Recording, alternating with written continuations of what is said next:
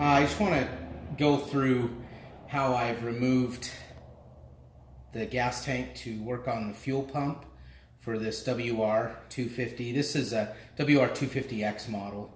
It's a 2010, but it really should be the same for 8 through, I believe, 14. However, you can see I've removed the gas tank. I'm not going to really show you that part. It's pretty self-explanatory. I can show you where it's connected. The gas tank is only connected once you remove your plastics. The gas tank is only connected with 3 bolts. You've got the 2 on the bottom here, which take an Allen key, and this one at the top. There's 2 connections that hold the fuel pump housing to the motorcycle, and it's these 2 connections here. This is a fuel line connection. It's in the open position, and then this is your electrical connection. As you can see, there's a little tab on the top here that you can press. That's how you release this from the bottom of the fuel tank. Make sure you do that first. I did read on some forums where somebody did that. They took this off first, and they walked away from their motorcycle, and the tank fell off, and he ripped this loose. That's a big, expensive repair. So make sure you pull that out and release it. And to get this released, of course, this is in the closed position. Underneath the motorcycle, you would just pull it like that and expose those tabs. You can put pressure on those tabs, and it'll pull loose. For me, my fingers are a little fat. I wasn't able to get a lot of pressure on those tabs, so I used a pick set, which I'll show you. That is, but I just use a pick set, just get a little bit of pressure. Once I got enough pressure, that pulled free. You can just lay this down and out of the way. So there's the motorcycle. We'll go to the fuel pump and the housing here in a moment. There is a video on YouTube already. If you search for WR250 fuel pump replacement, it's in French, so if you speak French, fabulous. He does a really good job. Of course, I'm sure he's a better videographer than I am. This is the first time I've ever really done anything like this. However, if you don't speak French, it's hard to know what he's saying. It does show you some great tricks, but there are some steps missing that I wanted to show you today. So we'll walk over to the workbench here. Okay, so now we're over to the workbench. I just want to show you some tools that you're going to need to get the fuel pump out of the motorcycle. This is the fuel pump, of course. You want a good pick set. They're cheap, easy to find at your local hardware store. The pick that was most helpful to me was this L-shaped pick, and I'll show you why here in a second. But if you could have 2 of these, that's probably all you would really need to get this done. You could probably pull it off with 1, but it would be a little more difficult. And if you can get 1 other person to help you at this point, I know I was able to pry 2 of these off on my own, but to get that 3rd one, I enlisted the help of my son, which made it a lot easier to have 2 hands in there. But anyway, let me just show you how this is done. This is the fuel pump housing. As you can see, these wires here, they were connected to the top of the fuel pump. Here, there's these little tabs here. And there's only one size that works. There's only those 2. However, getting this off of the tab, you know, I was trying to pull that off the tab. I felt like too much pressure was going to damage this wire. So I just took my little pick set and I pushed. You can see them on the other side of this hole here. I just pushed that tab back just a little bit with the pick, and it made it come right off. I was able to pull it off without putting too much pressure on those wires. Now, the next hardest part with doing this whole thing, this is the easy part. This clip here, yours might be black. Mine, of course, was white. But the way this comes off is I can show you this tab here. You push that tab in, and it releases it so you can push it up off of there. To put it back on, you just do the reverse. You know, snaps down to get it off. Just do that, and that releases that. So you're not getting the tension from these wires while you're trying to mess with this fuel pump. Now, I don't want to smash this back on because I don't want to clip these tabs back down. So I'll go to this side. As you can see right here, it's a little, I don't know what you'd call that, a little tab. That clips into this hole here. So when this is completely down, it's snapped into place. So that's where your pick comes in handy. So when it's down, to get that first one started, I actually put the pick into this hole here, and I kind of pried it away, and I put pressure on the top of the pump as I did that, just until I got it just above this little tab. Once I had just enough space, because you're only going to have barely enough for the width of a washer, and I placed that right in that space, and I pushed the housing back down to kind of pin it, but this prevents it from dropping back over the clip. So once you've got it pressed down and pinned, you can move to your other clip. And I probably wouldn't do that one second, I do that one last. Do the one over here that's a little further away from your tubing, and do the same thing, pry that up.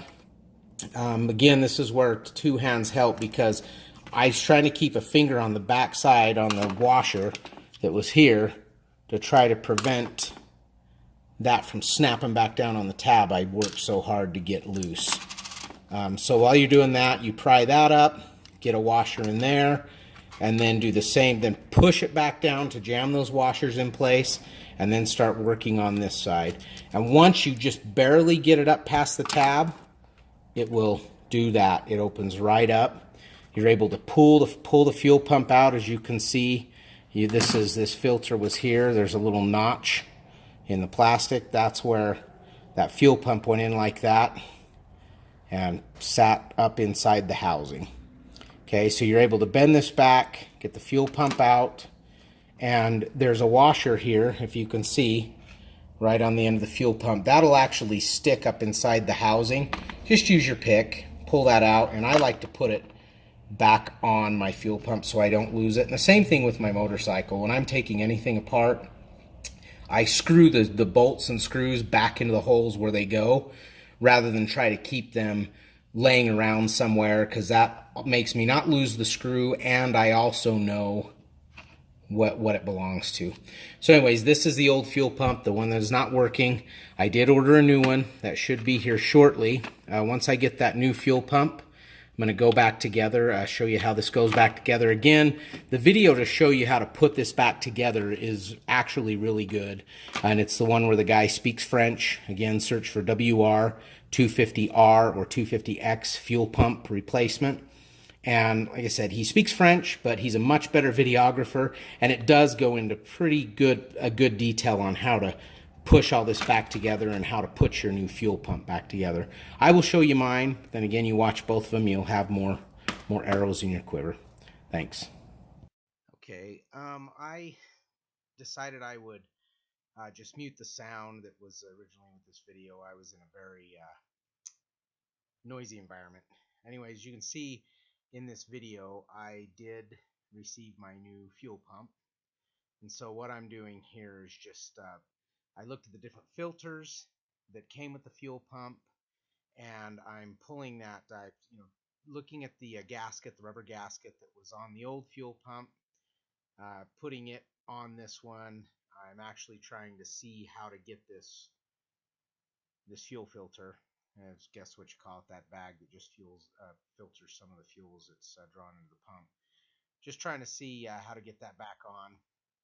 I did have a tack hammer that was available to me. I bought that tack hammer probably a couple days before this project for something else. Never did use it for that something else. You can see the tag is still on the hammer because I wasn't sure if I was going to keep it. But in the other video that I saw on putting this together, the French-speaking guy, that was how he put this on. So just really light taps to this help press it onto the fuel pump, just making sure that it was flush. So it just takes me a little bit. I did make sure that I covered whatever end was down when I was pounding on it, on the part that was down on the table. I did have the cap that came with the fuel pump to kind of protect that plastic end. I didn't want to be banging things around. They do come with a lock washer of sorts to be able to lock that filter back onto the fuel pump. And so I spend a little bit of time trying to figure out the best way to get that little lock washer put on. And you'll see that the solution I come up with worked pretty well. After fiddling around with it, as you'll see, I'm going to get ready to put that on there. See, I'm pressing it on. I snapped it against myself a few times, almost lost it. So be careful not to lose that. But I did find the best way to take care of this was actually with a socket. Once I pounded this down and was ready to put that lock washer on, I actually found that a 3/16 socket wrench actually went right over the end of that fuel pump, that little piece of metal that's poking up that you have to push that lock washer on.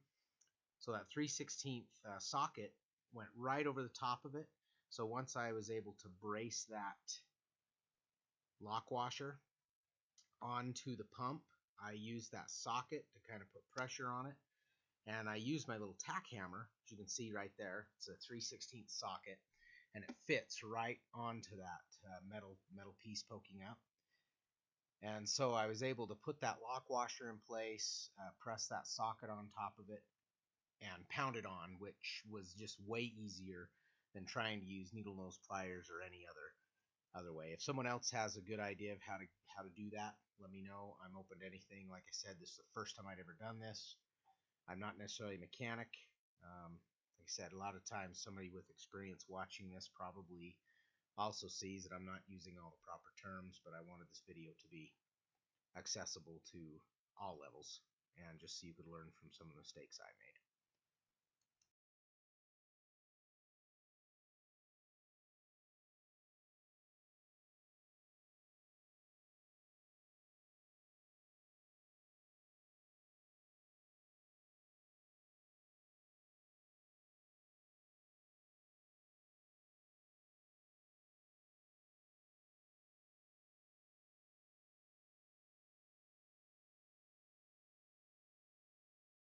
Okay, as you can see, I got everything back together, so I'm just showing you the plastic housing here. And so the first thing I had to do was remove that clip if you hadn't already removed it.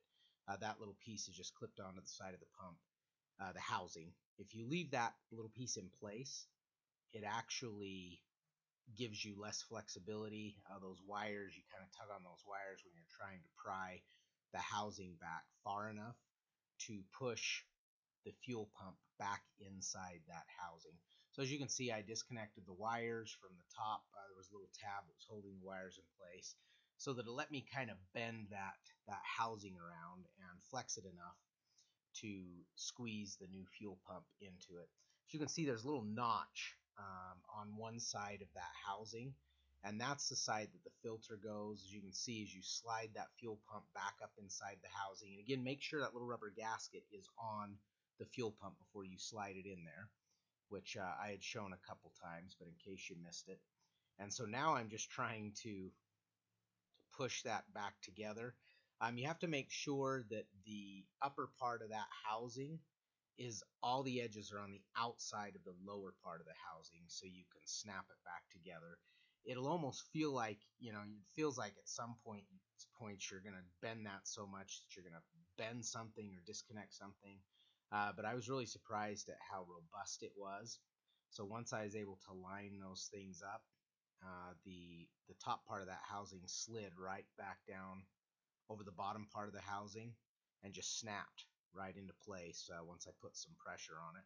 So just make sure that all three of those tabs slide in and that everything snaps together and that it's together completely.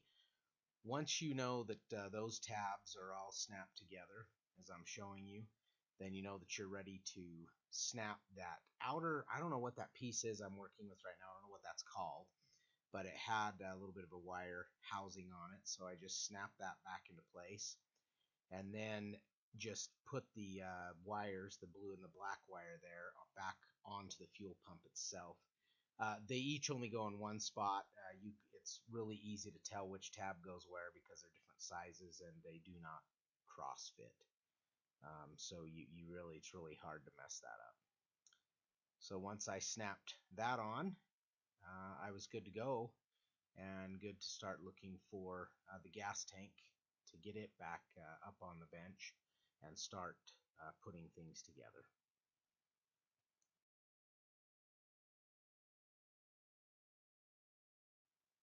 So I was able to get the gas tank back up onto the workbench. And those screws right there, they screw in. It's a 3mm Allen key. And what I'm showing you there is I touch that little Allen key to the side of that retainer clip.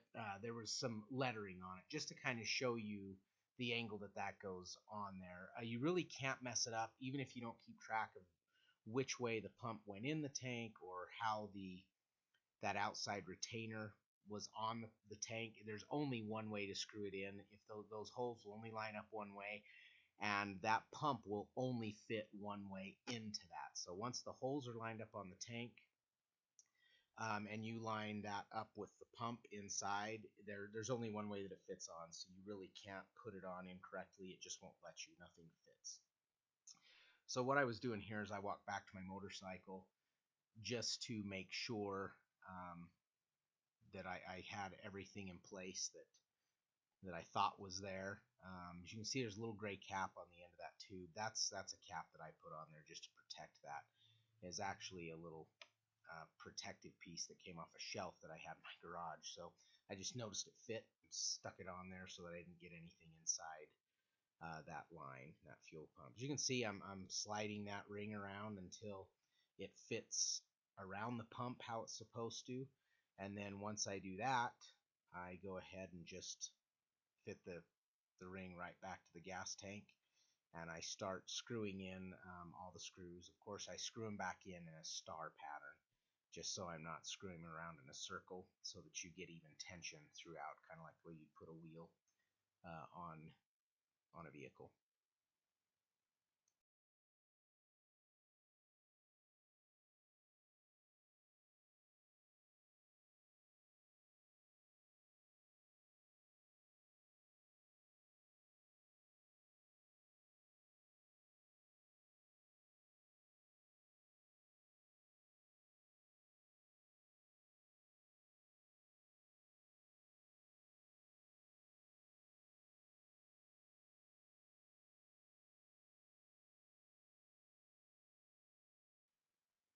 Now that I have all of those screws back in, I have this little bike set torque wrench. And as you can see, the torque settings for these screws was 4 nanometers. So that's what I set that torque wrench to. So I was just using the little socket just to hand tighten them down to get ready to torque everything on.